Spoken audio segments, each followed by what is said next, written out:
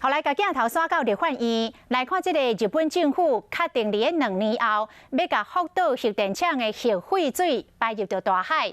原民会主委谢晓生到立法院来质询，强烈来表达着伊反对的立场。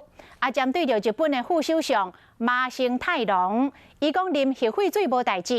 记者问这个谢晓生的看法，伊讲这是日本的讲法，伊来反问记者，讲这是垃圾水，你敢会啉？ 不适宜饮用嘛，就这么简单，好不好？当你听到是核废水的时候，你会去饮用吗？日本副首相进前讲核废水当啉，原民会主委谢晓生无咧信道。福岛核灾那是几百年才发，就至少过去没有发生过像福岛这样的核灾嘛。它这完完全全这两个不能等量器官的。头一摆伫咧媒体头前针对日本排核废水，谢晓生搁一摆讲伊的立场是反对的。针对的日本只要做这个决定，我除了遗憾以外，我表达什么？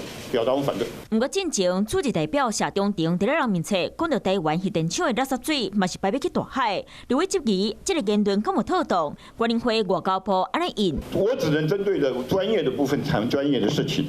我只是希望请他们帮我协助，我哪知道他会讲这种话？好，没关系。